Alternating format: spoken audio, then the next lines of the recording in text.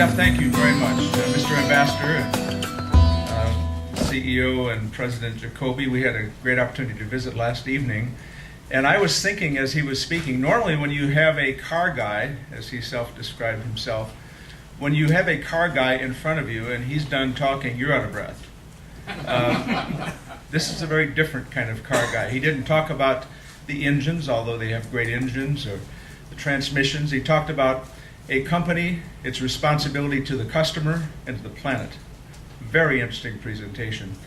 I was invited here, I assume, because I have owned 2 Volvos. I am part Swedish. I love Swedish meatballs and Swedish pancakes. And I also was the lead sponsor of the Electric Vehicle Deployment Act in the United States Senate. So I'm here, and I'm pleased to be here. And all of us in this room know that what the CEO was talking about was change. And we also know that in our lives, change is very, very hard.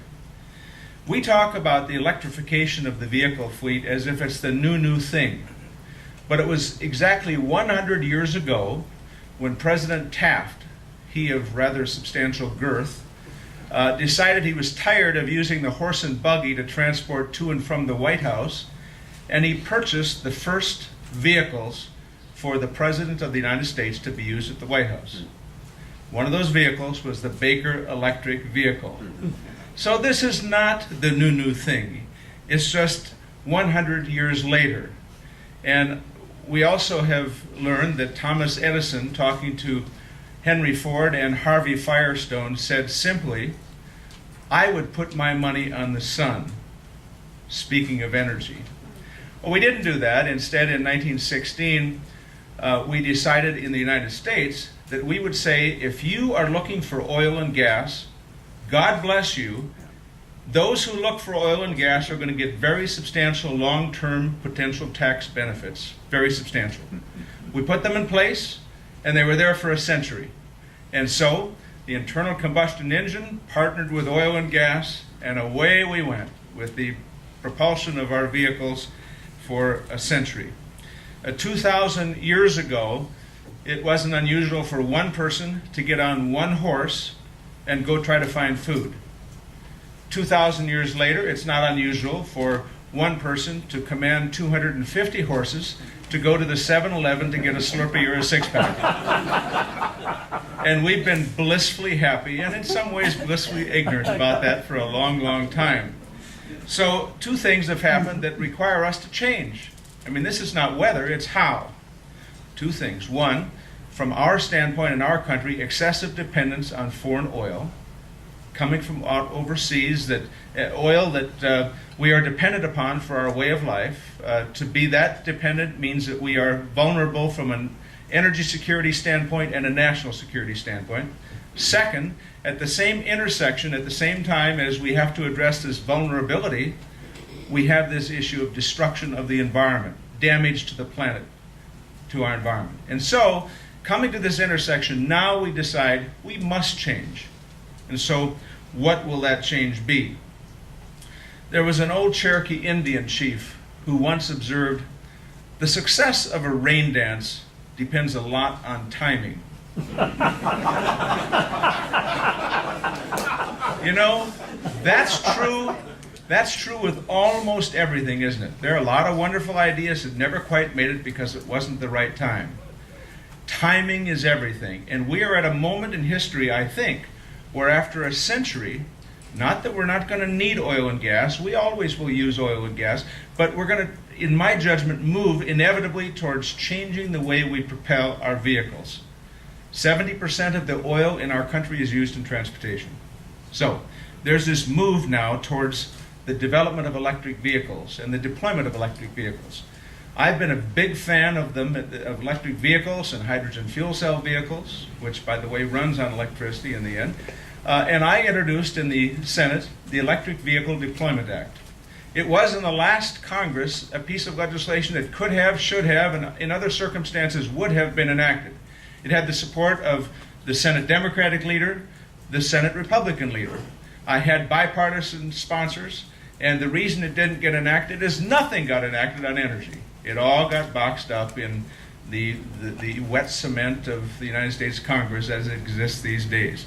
But that doesn't mean it's dead. It is one of those things that could be done even in this Congress where not much is going to happen, because there is bipartisan support for an understanding that this change must happen. Now, those who oppose the change say, yeah, but what you're doing, if you pass federal legislation on electric vehicles, deployment, developing infrastructure, priming the pump, if you do that, you're picking and choosing. How dare you pick and choose? Let the marketplace pick and choose.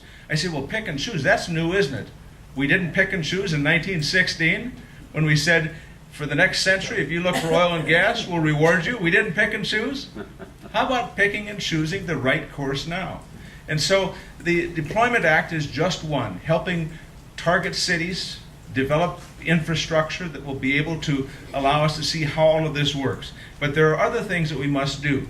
As chairman of the committee that funded all the energy investments, the Energy and Water Appropriations Panel, I put $2 billion in battery technology. $2 billion.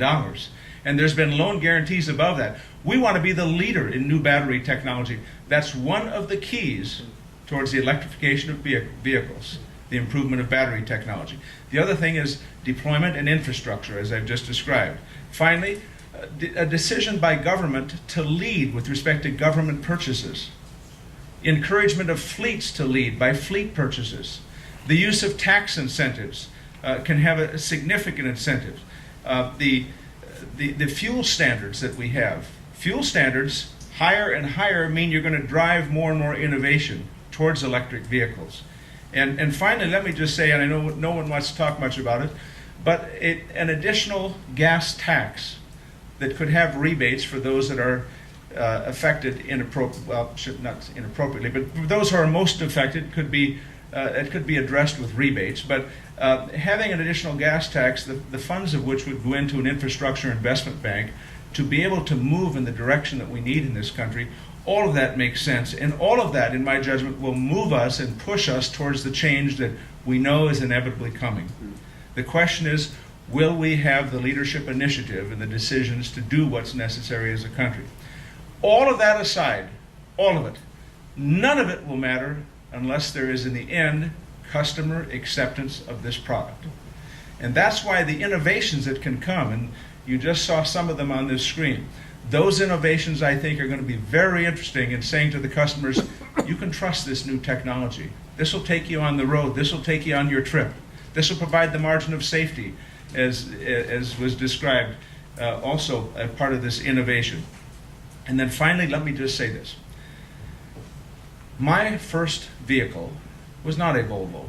I was a young boy in a town of 300 people, southwestern North Dakota. We raised cattle and horses, and my father had a gasoline station. My father said to me when he was hauling gasoline to farms with his farm truck, he said, there is a Model T Ford in a granary that's been parked there for 40, 50 years, never been used.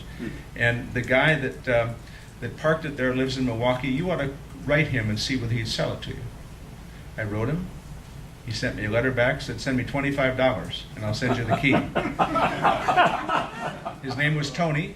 He had gotten drunk one night at the local bar and drove home in a Model T, 1924 Model T Ford. And it was like the little red wagon where if you turned too sharp, it would jackknife. The old Model T would do the same thing. If you turned too sharp, it would jackknife. Tony was drunk. He was driving home, and he thought he saw chickens in the road. Turned that Model T at jackknife, pinned him under the radiator, melted off his ear with hot water, parked it in the garage, in the granary on the farm, never looked at it again until a 16-year-old boy paid $25, got a log chain, and pulled this rusty piece of metal into my father's service station. And I restored it over 2 years. So then I was a 16-year-old boy who kind of liked girls, who had a 1924 Model T Ford that no girl wants to be seen in. So I sold it very quickly. But the point is, of that story, after I worked and worked and worked to get this car restored, the 1924 Model T Ford was fueled exactly the same way that a 2011 Ford is fueled. You had to pull up to the gas pump and stick a hose in a tank and pump gas. Every other blessed thing about an automobile has changed. Everything. But the way we fuel it. And that's what this discussion is about. And it is going to change through innovation, through public will, through a determination to address the vulnerabilities of security and destruction of the environment.